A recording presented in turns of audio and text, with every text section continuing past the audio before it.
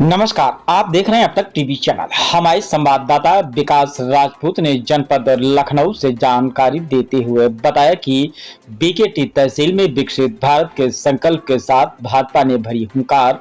Doctor Dinesh Sharma ने गिनाई मोदी सरकार के 12 वर्षों की उपलब्धियां। जी हां, भारतीय जनता पार्टी लखनऊ जिला द्वारा बख्शी तालाब स्थित एसआर कॉलेज ऑफ इंस्टीट्यूट में 12 साल विश्वास के विकास के जन कल्याण के विषय पर विकसित भारत संकल्प सम्मेलन का आयोजन किया गया।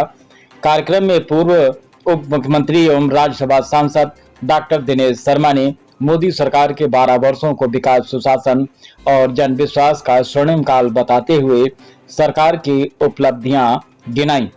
उन्होंने कहा कि विकसित भारत का संकल्प अब जन जन का संकल्प बन चुका है।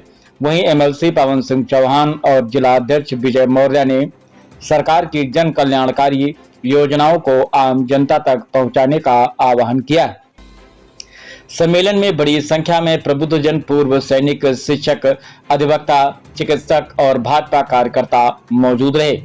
विकास, जन कल्याण और संगठन की मजबूती के संदेश के साथ भाजपा ने आगामी चुनाव के लिए भी अपनी रणनीति तैयारी के संकेत दे दिए हैं। आइए चलते हैं हमारे संवाददाता के साथ। प्रधानमंत्री के 12 वर्ष पूर्ण हुए हैं कुछ दिन पहले ही, तो उसके उपलक्ष्य में आज यहाँ पर कार्यक्रम का आयोजन था। ये पूरे देश में चल रहा है। प्रधानमंत्री के 12 वर्ष का जो कार्यकाल है, ये भारत के विकास यात्रा की गाथा है और एक विश्व भारत की संकल्पना है जो 2047 में विकसित भारत हो। मुख्यमंत्री और प्रधानमंत्री के रूप में प्रधानमंत्री की अवाध गति से चलने वाली यह यात्रा आज एक स्वाभिमानी भारत के रूप में भारत को आर्थिक रूप में एक संपन्न, मैंने इसलिए कहा कि अमेरिका की जो जीडीपी विकास की दर है वो 2% के आसपास है।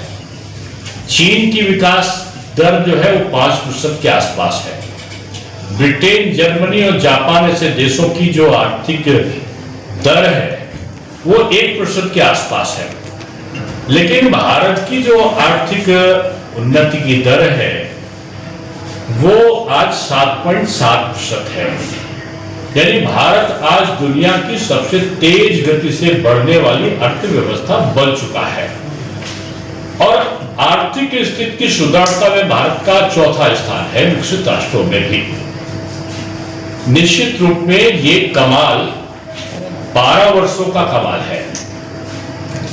और जो अटल यात्रा का प्रारंभ हुआ था अटल जी के प्रधानमंत्री बनने पर, भारतीय जनता पार्टी सभी जाति और धर्मों का सम्मान करती है, लेकिन अपनी राष्ट्रीय सांस्कृतिक विरासत का अनुरक्षण करती है।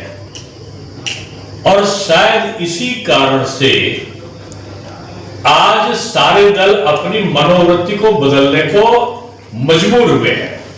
वो दल जो परिंदा पर नहीं मारेगा कह के कारसेवकों पर गोली चलाते थे, वो दल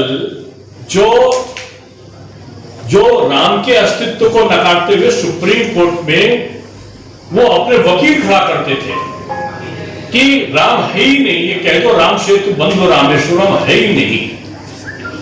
यानी एक तरह से वो दल जो बीजेपी से युद्ध करने की जगह वो राम जी से लगता था कि युद्ध करने लगे हैं, वो आज घंटा घड़ियाल बजाने के लिए मजबूर हुए हैं। मोदी जी की 12 साल की यात्रा में अगर देखो तो पटकथा का भारत की संस्कृति और सनातन के बारे में बोलने में शर्म आती थी। जो एक पंडित कह के मिश्रा जी भाग जाओ, जो कहते थे कि जिनके शासन काल में नीरज मिश्रा ऐसे व्यक्ति का कटा हुआ गला आज भी लोग नहीं भूल पाए। इटावा के वाजपेयी परिवार के साथ में समाजवादियों का उद्यम और तांडव कोई भूल नहीं पाया था।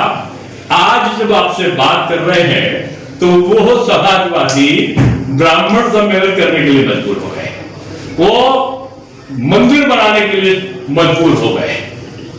ये किसी के नहीं है।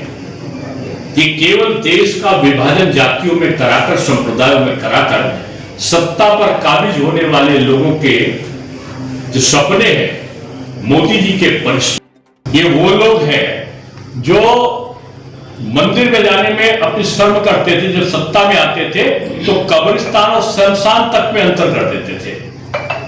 यानी शमशान अगर हिंदू का है तो उसके लिए सुविधा नहीं होगी। इस लेवल पर काम करने लगे थे।